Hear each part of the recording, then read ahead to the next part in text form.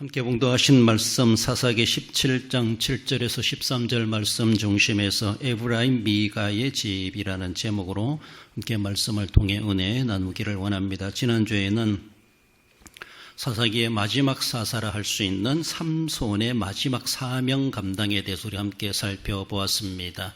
두 눈이 뽑히고 사람들에게 희롱조롱 당하는 그런 가운데서 마지막 하나님 앞에 기도했고 하나님은 그 기도를 들으셔서 그의 머리털을 자랐다라고 말하는 것처럼 하나님께서 마지막 한 번의 힘을 쓸 수 있는 기회를 허락하셔서 그가 죽어가면서 수천 명의 사람들을 그래서 무찌르는 그런 놀라운 마지막 사명을 감당하게 했다라는 것을 우리가 함께 살펴보았습니다.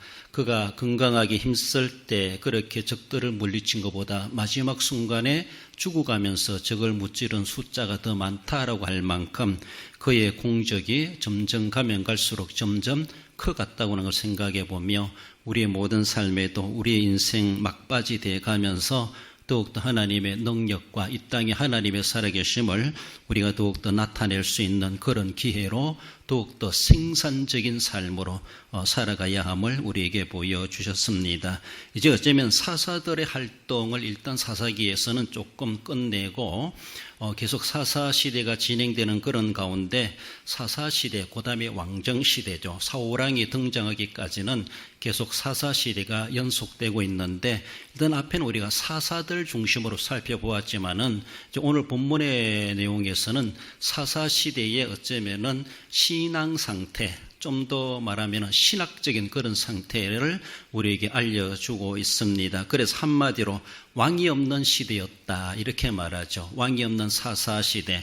그러다 보니까 언약을 지키지 못했고 언약을 사수하고 또 지키지 못함으로 자기 소견에 옳은 대로 살아갔다는 그런 것이 사사시대의 신학적인 평가입니다. 오늘 본문에서 이제 미가의 집이 나오는데 이렇게 사사시대 타락한 전형으로서의 미가의 가정을 예로 들어주고 있고 또 미가라고 하는 사람을 통해서 타락한 유대인들, 타락한 당대 이스라엘 백성들의 삶이 어땠는가 한 가정을 집중 조명하면서 대표적으로 그렇게 보여주고 있습니다.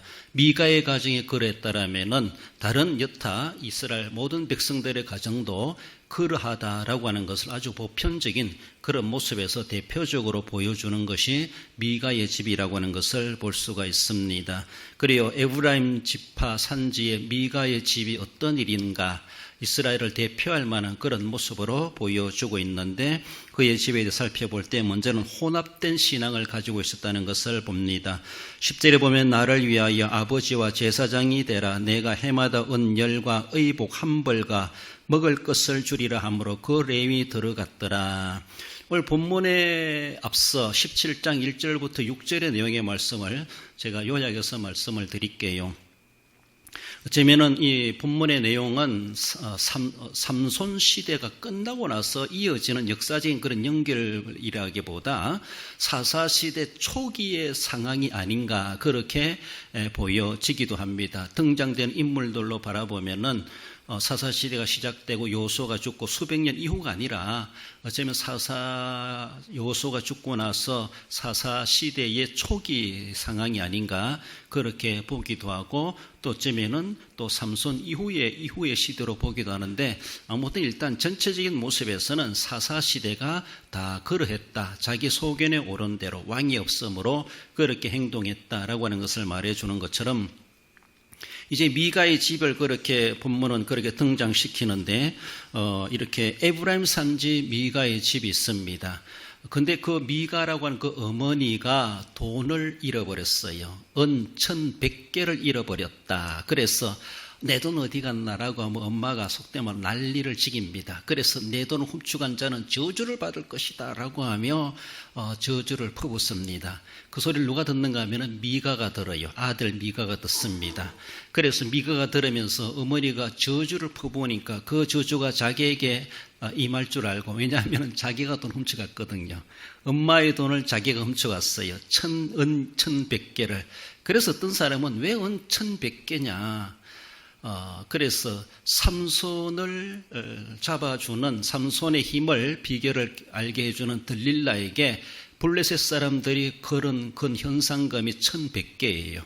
그래서 어떤 사람은 한편에서는 그 들릴라가 미가의 어머니가 아닌가 이렇게도 이야기하고 있는데 그렇게 깊은 연관성은 없다 이렇게 봅니다. 아무튼 1,100개 어쩌면 들릴라에게 준 돈도 1,100개였고 그리고 이 미가의 어머니가 잃어버린 돈도 1,100개다. 이렇게 해가지고 어쩌면은 들릴라는 미가의 어머니가 아닌가 이렇게도 보는데 정확한 것은 아닙니다. 그렇게 일단은 생각하는 그런 사람들도 없잖아 있기도 합니다. 주장할 필요는 없는 것 같아요. 근데 어머니가 돈을 잃어버려서 돈을 훔쳐간 도둑에 대해서 그렇게 저주를 퍼부으니까 그 소리를 들은 미가가 자기가 훔쳐갔거든요. 그래서 두말하지 않고 어머니한테 돈을 내놓습니다. 속된 말로 자수를 해요. 그래서 어머니는 화가 그렇게 났다가도 아들이 돈을 대갖고 오니까 도둑놈이 아들인 줄 몰랐죠. 그런데 이 어머니가 화를 내기보다는 도리어 돈을 갖다 주니까 어머니가 그 아들을 축복을 합니다. 복을 주요.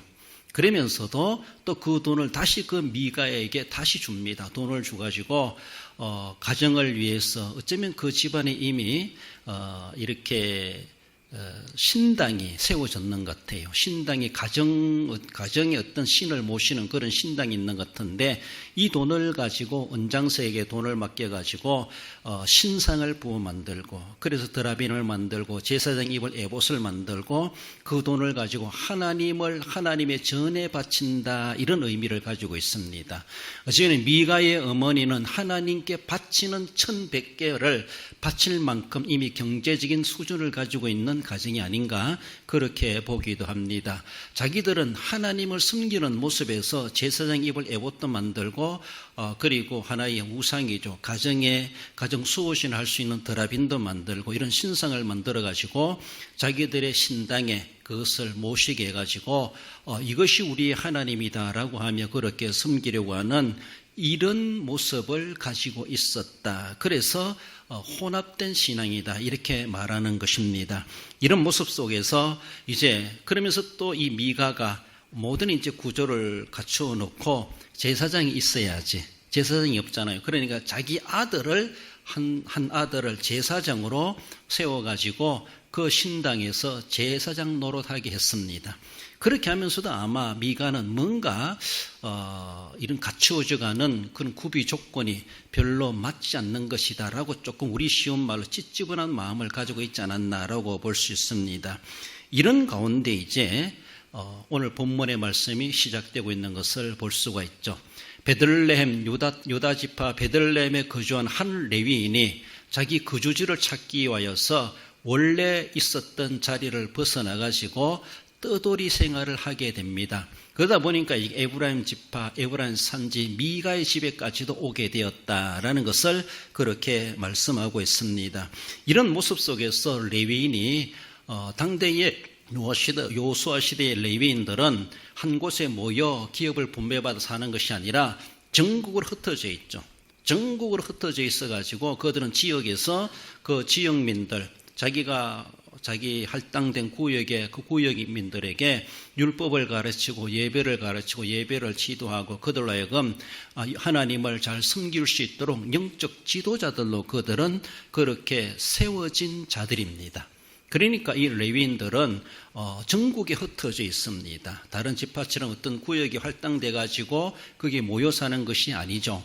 곳곳마다 흩어져 있는데 유다 지파 베들레헴에 배치된 이 레위인이 거기에서 거하지 못하고 다시 구조지를 찾기 위해서 떠돌이 생활을 하는 그런 가운데 이제 미가의 집에까지 오게 되었다. 이런 모습을 보고 있습니다.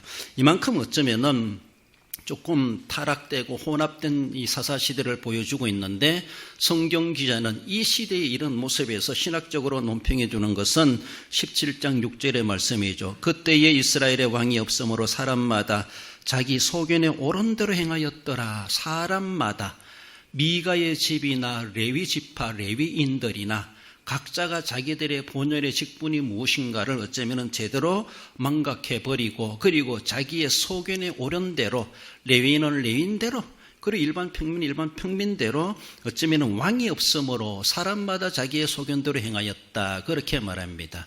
왕이 왜 없습니까? 이스라엘에는 왕은 하나님이십니다. 하나님을 왕으로 모셔드리고 하나님의 인도하심을 받고 하나님의 계시를 따라서 그렇게 행하여 가야 되는데 그들은 왕이 없다. 그래서 하나님을 왕으로 인정하지 못하다 보니까 정말로 자기들 소견대로 자기의 입맛대로 그래도 되느니라고 하며 그렇게 살아가는 이러한 모습이 사사시대의 수백 년의 시절의 그런 모습이다라고 볼 수가 있습니다. 사사시대의 타락은 가나안 종교와 혼합된 여호와의 신앙을 그렇게 보여줍니다. 여호와의 신앙이 뭡니까? 하나님 오직 유일하신 하나님, 오직 하나님을 섬겨야 되죠. 하나님을 형상화할 수가 없습니다. 시내산에서도 이것이 하나님이다. 우리를 애굽에서 이끌어낸 우리 여호와 하나님이다. 하나님을 송아지 형상으로 만드는 것을 하나님 그렇게 진노하셨습니다. 하나님을 섬기되 하나님을 형상화하지 말라 그랬어요. 하나님을 모양화하지 말라 그랬습니다. 하나님 뭔가 우상 이방인들이 섬기는 것처럼 뭔가 보여주는 물질적으로 보여주는 그런 신의 형상을 하나님은 조각하거나 만들지 말고 두지 말라고 그렇게 분명히 엄명하셨습니다. 그런데 이들이 오늘 이 시대에도 사사시대 미가의 집에 하나님을 섬긴다고 하는 신당이 있는데 그 신당에다가 신상을 만들어서 그 신상이 바로 우리가 섬기는 하나님이다. 자기들은 우상 섬긴다고 생각하지 않아요. 하나님을 섬긴다 하면서 가나안 족속들이 그렇게 섬기고 신상을 가지고 있는 것처럼 그런 신상을 만들어 가지고 이것이 우리의 하나님이다. 하나님을 섬기면서 하나님을 형상한다는 겁니다. 이런 모습. 그러니까 하나님의 계명과 어쩌면은 가나안 족속들이 섬기는 이방 종교와 혼합된 이렇게 믹서된 이러한 모습을 당대 사사시대 사람들이 하나님을 섬긴다고 하면서 그렇게 섬겨왔다라는 것을 보여줍니다. 이것은 어쩌면 우리가 계명으로 바라볼 때 1계명에서 3계명을 다 어기는 그런 범하는 그런 일이 될 수가 있죠. 그래요. 나 외에 다른 신을 두지 말라 하나님은 그렇게 말씀하셨고 형성하지 말라 말씀하셨고 그 이름을 망령되이 일컫지 말라라고 그렇게 말씀하셨는데 정면으로 하나님의 계명을 완전히 대적하는 거나 다를 바가 없는 대적하려고 대적하는 것이 아니라 제 소견에 오른 대로 이래 믿으면 되지라고 하며 이방 종교, 이방 사람들도 그렇게 믿으니까 자기들은 뭔가 잘 믿는다고 최고의 방법을 믿는다고 하는 방법들이 완전히 계명을 범하는 그런 소견, 그런 자기의 생각대로의 신앙의 방법을 선택하고 있었다라는 겁니다. 우리가 레위인을 보서도 알겠지만 이 레위인들은 뭐 했나, 제사장들은 뭐 했나 이렇게 말할 수가 있죠. 그만큼 사사시대는 제사장은 제사장 소견대로, 레위인은 레위인 소견대로, 일반 평민은 일반 평민들의 소견대로 누군가가 하나님의 언약을 지키려고 하고 그 언약을 가르치고 그 언약에 통해서 하나님을 어떻게 섬겨가야 될 것인가 늘 이 율법책을 우리의 몸에서 우리의 삶에 떠나지 말게 하고 주야로 가르치고 그렇게 준수할 수 있도록 지도해 가야 되는데 이런 일들이 제대로 시행되지 않다 보니까 그러니까 일반 백성들은 세월이 흘러다 보니까 이렇게 하면 좋지 저렇게 하면 좋지 이방 종교에서 그렇게 정성을 다하고 그렇게 하니까 우리도 하나님 섬길 때 저렇게 합시다. 참 자기들은 하나님을 잘 섬긴다고 하지만은 실제적으로는 하나님이 그토록 싫어하는 일들의 방법들을 동원해 가지고 하나님을 섬기는 이런 그들의 수단 방법들이었다. 이것을 어쩌면 사사시대의 일반적인 모습으로 보여주고 그래서 그들의 혼합적 종교, 혼합적인 신앙의 형태를 가지고 있는 것을 봅니다. 어쩌면 우리나라도 오랫동안 어쩌면은 토속, 민속 그리고 또 여러 가지 미신 이런 것들을 섬기고 또 불교에 젖어 있고 유교에 젖어 있고 그런 가운데 이게 복음이 들어오다 보니까 우리가 자꾸 기복신앙이라든가 뭔가 눈으로 보여주고 또 열심히 헌금하고 봉사해야 복을 받는다 맞기도 합니다. 그러나 너무나도 그것은 하나님의 귀한 뜻을 제대로 새기지 못하는 어쩌면은 그러니까 이교의 그런 정신이랄까요? 그런 습성들이 우리 기독교 속에도 많이 스며져 있고 그것이 그렇게 해야 된다는 식으로 우리가 쉽게 믿으면서도 이야기하는 것은 계속해서 나를 잡는다든가 일을 한다든가 그날이 좋다더라, 속된 말로 점쳐보고 무당에게 물어보고 이렇게 하는 것처럼 그날이 애기 없는 날이다 이렇게 말하면서 그래서 막 그런 식으로 추구해 가는 그런 모습. 그래요. 일기예보를 보면서 날짜 잡는 건 모르겠는데 그러니까 너무나도 전통적으로 해왔던 역사적인 그것에 대해서 잊어버리고 그것을 끊어버리지 못하다 보니까 우리가 유일하신 하나님을 섬긴다면서도 완전한 성경적인 우리의 생각, 우리의 행동, 수단, 방법이 보다가는 알게 모르게 우리가 모르다 보니까 또 그걸 제대로 인식하지 못하다 보니까 성경대로 행하지 못하고 성경이 별로 그렇게 가치 없게 여기는 것, 더 나아가서는 또한 죄로 여기는 그것까지도 우리는 우리의 방법론에 받아들이고 있는 그런 모습은 있지 아니한가. 알게 모르게 우리들로 유일신앙관 그리고 하나님에 대한 아주 깨끗하다, 순수하다 그런 신앙이기보다는 이미 이렇게 그동안 살아왔던 그런 역사와 전통과 우리 몸에 배겨져 있는 이런 것들이 이미 이렇게 스며들어가지고 알게 모르게 100% 순도가 되지 못하는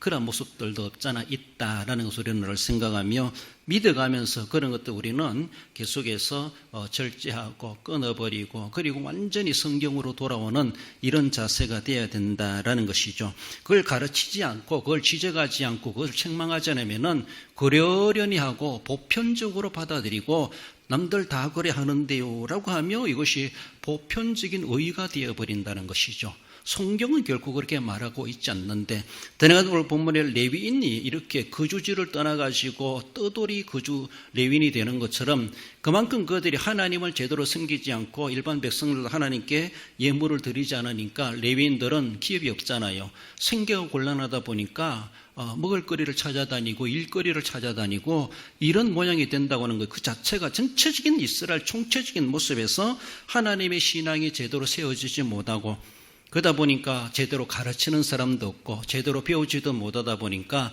혼합 종교, 혼합 신앙의 형태를 갖추어가고 그래 해도 되는 것처럼 여겨지는 이러한 모습들 얼마나 안타까운가라는 것입니다. 우리가 믿어도 잘못하면은 잘못되게 믿고 믿는다면서도 도리어 죄를 더하는 그런 믿음의 행위도 있을 수가 있다는 것을 우리는 늘 생각하면서 정말로 내가 하나님의 말씀대로 제대로 믿고 살아가는가 우리는 늘 생각하며 정말로 애시당초 하나님이 원치 않는 것들을 끊어버려야 되고 절제해야 되어버린가.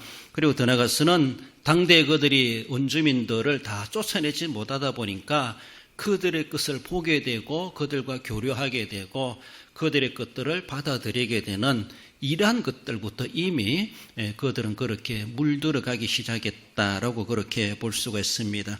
애시당초 다 단절하고 끊어버리고 정말로 순수함을 지켜가고자 하는 그런 모습이 되어야 되는데 그러하지 못했다라는 겁니다. 신명기 7장 16절에 보면은 내 하나님 여호와께서 내게 주신 모든 민족을 내 눈이 긍휼히 여기지 말고 진멸하며 그들의 신을 숨기지 말라.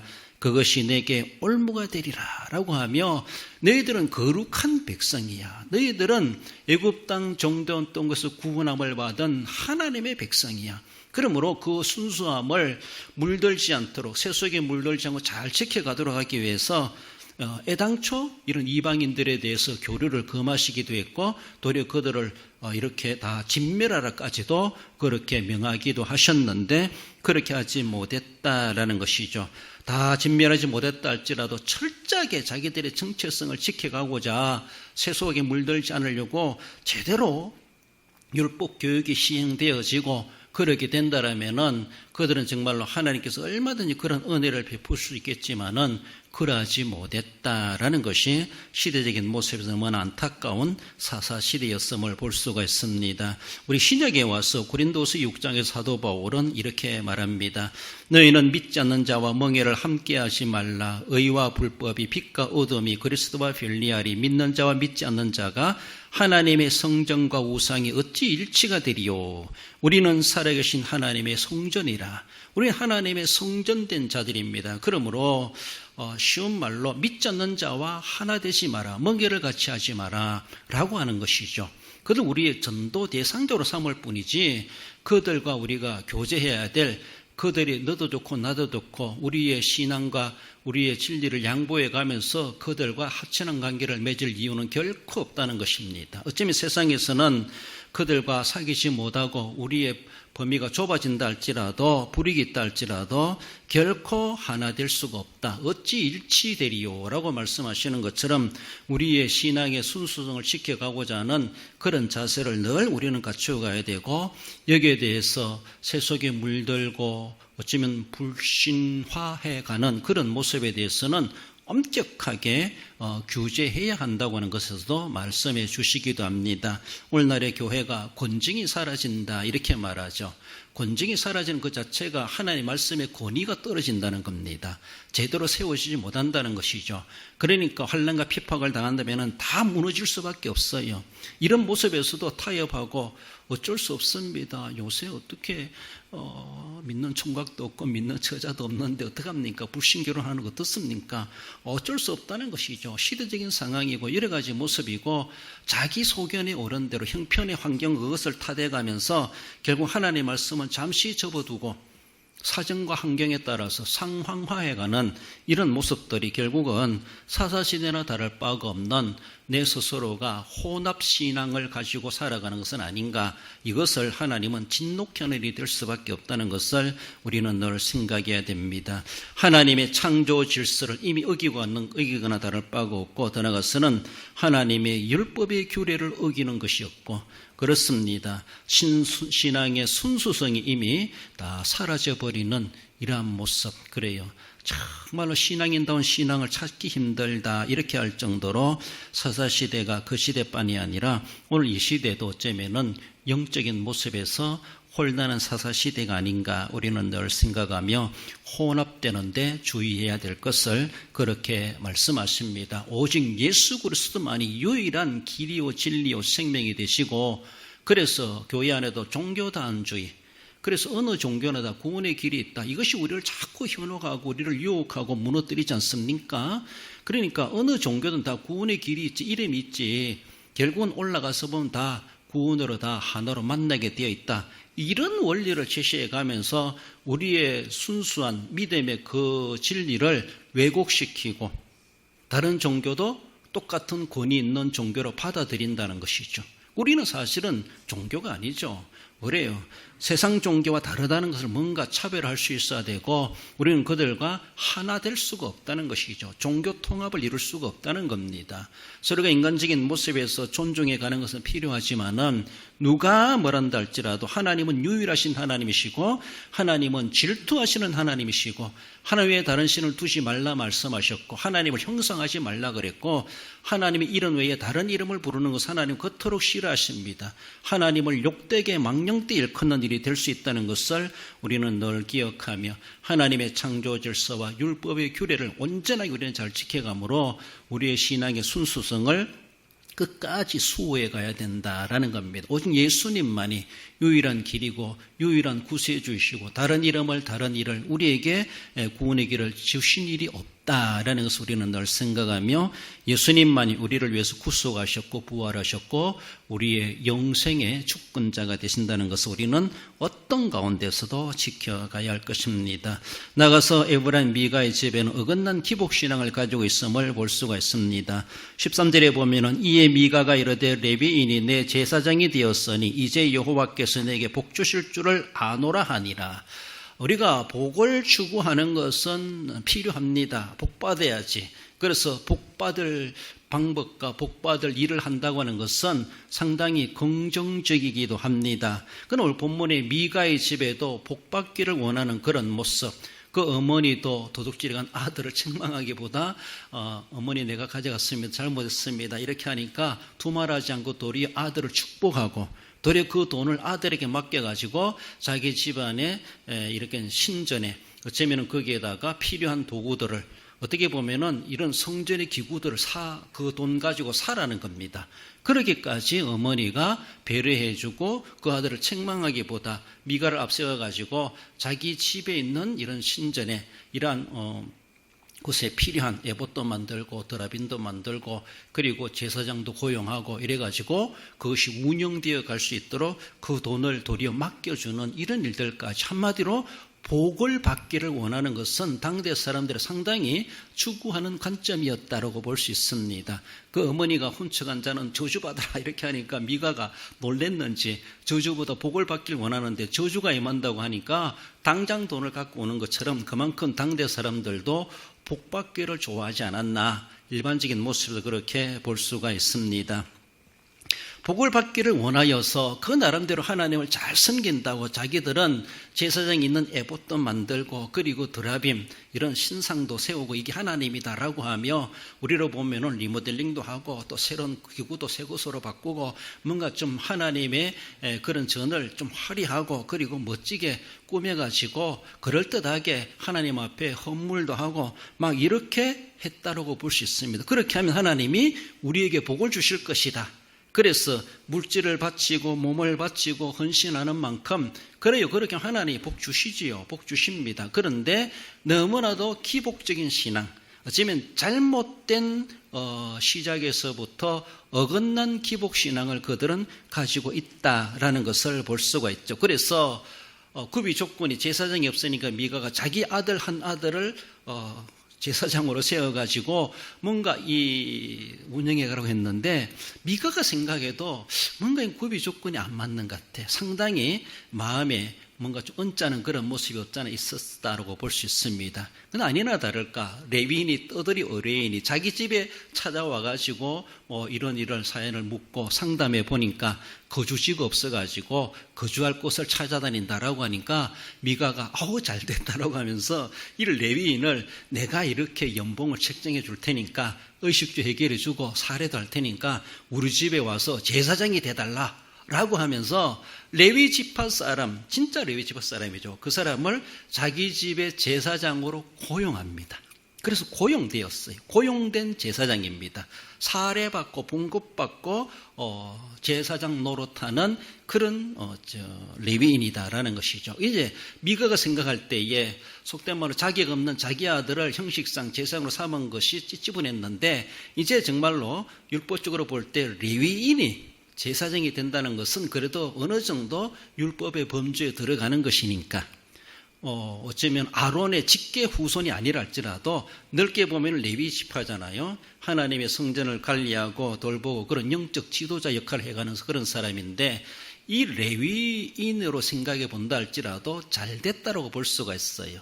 베들레헴 그 지역에 제대로 먹고 살지도 못하고 어디에 거류하며 살까 떠들이하며 찾아다니다가 이제 미가를 만나가지고 미가의 집에 한 제사장으로 자기가 취업을 하게 되었다는 것이죠. 이런 모습에서 우리가 볼 때는 서로 잘 됐네라고 할지 모르지만은 그건 세상 사람들의 관점이죠. 그러나 율법적으로 계명적으로 또 그들의 직분적인 모습으로 바라볼 때는 너무나도 개인의 사리사욕을 위하여서 행하는 그런 모습이고 레위인이나 제사장은 어떤 그런 봉급을 받으면서 물질적인 어떤 조건으로 일을 하는 사람이 결코 아닙니다.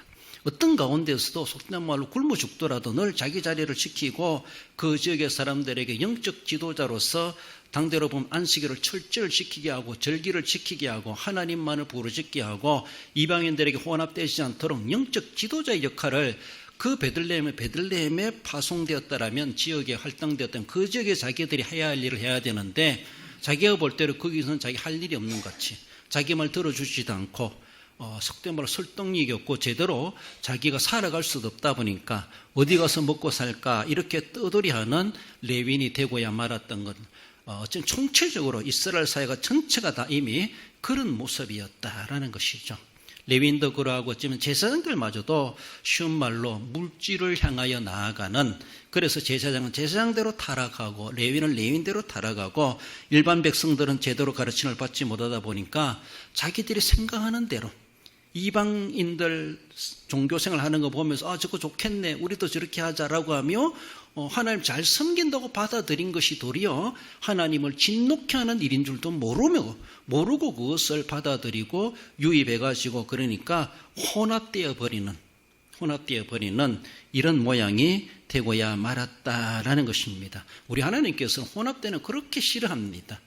구약시대는 남자가 여자 분장하면 안 되고 여자가 남자 분장하면 안 되고 한 밭에도 다른 씨를 섞어가지고 뿌리지 못하게 합니다. 배추씨는 배추씨대로, 무엇이는 무엇이대로 뿌려야 되지. 그리고 옷도 어쩌면 막 여러 가지 섞어가지고 그 씨를 짜가지고 옷을, 혼합된 옷을 못 입게 하죠. 아주 단순하게. 그렇죠. 여러 가지 색깔을 필요하기도 하지만 아무튼 혼합되는 걸 하나님은 싫어하십니다. 그래서 남자는 남자대로, 여자는 여자대로, 하나님이 각각 종류대로 창조하셨다라고 하는 것처럼, 그러니까 오늘날에 뭐 유전자 변형시킨다든가 사자와 호랑이를 교미시켜가지고 이게 사자도 아니고 호랑이도 아니고 그런 걸 태어나게 만드는 이런 일들을 하나님은 금하셨습니다. 그래요. 이런 영구적인 모습, 연구하는 그런 모습에서 그런 일도 뭐 학적으로 행하기도 하겠지만은 또 여러 종자들도 유전자를 섞어가지고 하면 어떤 종자가 나올까? 슈퍼 사과가 나오고 슈퍼 배가 나오고 슈퍼 포도가 나오고 슈퍼 황소가 나오고 뭐 이렇게 가는 것처럼 막 그렇게도 사람들은 자꾸 연구를 해가는 그런 모습도 없잖아 있기도 하지만은 구약 시대로 말하면 그런 걸 하나는 그토록 싫어했습니다. 그래서 남자가 여자 노릇 못하고 여자가 남자 노릇 못하게 하고 남자는 남자고 여자는 여자고 이렇게 딱 구분하게 하나님 그렇게 하시기도 하셨습니다. 제사장은 제사장 노릇해야 되고 레위인은 레위인 노릇해야 되죠. 이스라엘 백성은 성미 노릇 하나님 앞에 거룩하게 정체성을 지켜가야 되는데 사사시대는 모든 것들이 다 삐뚤어져 있고 혼합되어 있고 어긋나 있고 잘못된 그런 모습이 사사시대였다라는 것이죠. 여호수아가 죽고 난 이후에 이렇게 혼란한 이스라엘 사회가 되어버렸고 다른 민족과 다를 바가 없는 이런 이스라엘 백성의 이런 안타까운 모습, 제대로 레위인으로 볼 때 그는 신앙을 지도해야 될 책임 있는 자로서의 자기의 지역을 벗어난 것도 잘못되어 있고 그래요. 그뿐만 아니라 또 이렇게 고용돼 가지고 그 자기의 생계를 우선적으로 하는 그런 모습에서 고용돼 가지고 그것을 바라보면서 그 집에 또 미가의 집에 개인 어쩌면은 목적을 위해서 그 하는 일에 들어가 가지고 거기 협조하는 그런 모양새가 결코 하나님 앞에 원치 않는 모습이었음을 볼 수가 있습니다. 그래 많은 사람들이 이직을 하는 것도 다른 직장 가면은 여러 가지 석화될 때 조금 조건이 좋다 보니까 자꾸 옮겨가고 저리 가고 이렇게 하게 됐죠. 저도 어릴 때 그런 말들을 많이 들었어요. 요새 전도사들이, 교육자들이, 부교육자들이 5만 원 더 준다니까 그 교회로 간다는 거예요. 요새는 그런 교육자 모시기도 쉽지도 않아요. 대전 이남 이쪽으로 떠나가서는 서울 경기를 안 떠나려고 그래요. 부교육자 부목사 모시기도 쉽지도 않고 나중에 가면요 시골 교회는 담임 목사 모시기도 쉽지도 않다 이렇게까지도 내다보고 있어요. 고령화되어져 가고 더이고 신학교 숫자가 줄어들 있고 저들 다닐 때만 해도 한 학년에 800명 900명 됐어요. 그리고 강도서 고시 봐도 800명 900명 1000명 정도를 한 해 그렇게 보기도 하고 그만큼 목회자가 배출된다고 보는데 지금 우리 총신신대에 가면은 300명 정도, 300~400명 요 정도밖에 안 돼요. 그래가지고 학교 운영에 대해서도 문제가 있기도 하고 그만큼 학교 운영은 해야 되는데 학생 수가 적다 보니까 등록금도 적고 이러다 보니까 재정적인 곤란도 느끼고 있는 그런 모습이기도 하고 요새 또 어쩌면은 신학교에 가는 사람이 희귀합니다.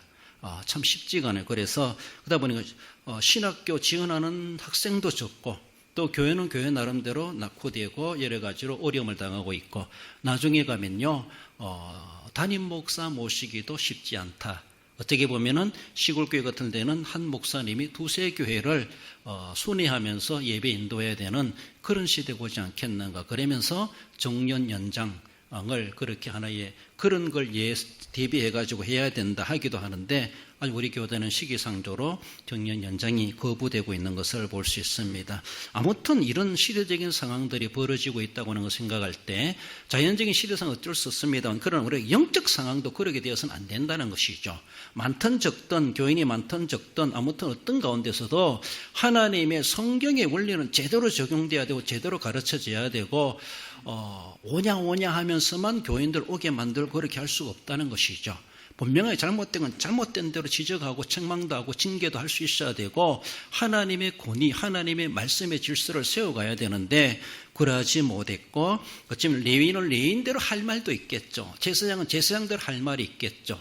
또 백성들은 백성들대로 할 말이 있을 것 같아요. 그러니까 서로서로가 총체적인 모습에서 이스라엘 사회가 너무나도 참 어쩌면 불행한 그런 시대가 사사시대가 아니었나 이렇게 볼 수가 있습니다. 이렇게 레위인이 제사장으로 아니나다라 제사장으로 고용돼가지고 한 집안에 그렇게 제사장 노릇한다고 하는 것이 얼마나 참 우스운 모습인가. 하나님은 결코 원하지 않는 그런 모습이었다라고 볼 수 있습니다. 출애굽기 20장 6절에 보면은 나를 사랑하고 내 계명을 지키는 자에게는 천대까지 은혜를 베푸느니라. 이게 복의 원리입니다. 미가 집에서 복을 원하지만은 이렇게 하면 복 주시겠지. 오늘 본문의 마지막 절에 나오죠. 내게 복을 주실 줄 아노라. 복을 그렇게 추구하면서 이제 레위인을 세워놨으니까 하나님 이제 복 주시겠지. 이렇게 복을 그렇게 간구하고 있습니다. 근데 복의 원리가 뭡니까? 어떻게 복을 받습니까? 출애굽기 20장에서는 천대까지 은혜를 베푸신다고 하는 것은 하나님의 계명대로 지키는 자입니다. 그렇지 않습니까? 신명기 28장 6절에서는 내가 들어와도 나가도 복을 받는다는 원리가 뭡니까? 그 신명기 28장에 30장에 쭉 읽어보면은 율례와 법도를 지키는 거예요. 그것을 지키지 않으면서 들어가도 나가도 무슨 복을 받습니까? 요한복음 10장 9절에 보면은 내가 문이니 누구든지 나로 말미암아 들어가면 구원을 받고 또는 들어가며 나오며 꼴을 얻으리라 말씀하십니다. 구약시대대로 복의 원리가 있습니다. 그렇잖아요? 그렇게 하면 장수하리라, 오래 살리라, 들어가도 나가도 복을 받으리라. 하나님의 율례와 법도와 계명을 벗어날 수가 없습니다. 그것을 철저히 지키면서 이제 하나님 내게 복 주시겠지 기대할 수가 있는데 자기들의 방법대로 뭔가 해놓고 그렇게 하면은 복이 임할 줄 알고 복의 근원자 되신 하나님 무슨 복을 주시겠습니까? 신약적인 모습에서는 오직 예수님으로 말미암아 오직 예수님 안에 주어지는 그 복이 진정한 복입니다. 예수님을 떠나서 내가 돈 많이 벌으면 자수성가하고 복을 받겠지. 그리고 어떻게 하면 열심히 보양 먹고 몸 관리 잘하면 건강하게 오래 살겠지. 어느 정도 자연적인 은총, 하나님 일반 은총으로 어떤 혜택은 있을 수 있습니다. 그러나 실제적인 모습에서는 내 영혼이 잘 돼야 돼. 영혼이 잘 됨 같이. 영원히 우리는 우선적으로 생각할 수 있어야 되고 그 나라와 그 의를 구하고 위의 것을 구하고 찾았을 때에 하늘에서 이루어진 것처럼 땅에서도 이루어지게 하시는 하나님의 복의 원리가 있습니다. 우리 다 복을 추구하지만은 진짜로 예수님이 문이 되신다. 예수님으로 말미암아 들어가고 나갈 때에 꼴을 얻으리라. 그렇게 말씀하십니다. 구원의 확신, 예수님에 대한 구속의 은혜를 감격하지 못하면서 그저 기복신앙으로만 우리가 살아갈 수가 없다는 것. 인간적인 육신적인 복을 받기 원하기보다 내가 얼마나 예수님에 대한 구속의 은혜에 감격을 가지고 그 은혜에 내가 얼마나 감사하고 살아가고 있는가. 이것부터 먼저 점검되어져야 됩니다. 십자가 신앙 없이 무슨 우리가 복 받기를 원할 수가 있겠습니까? 그러므로 어긋난 기복신앙이 아니라 말씀대로 그 복의 정신을 가지고 하나님 앞에 성격할 때에 우리가 복 원하지 않아도 하나님은 저절로 복 주시지 않겠는가? 왜? 그 원리대로 살기 때문에. 그렇잖아요?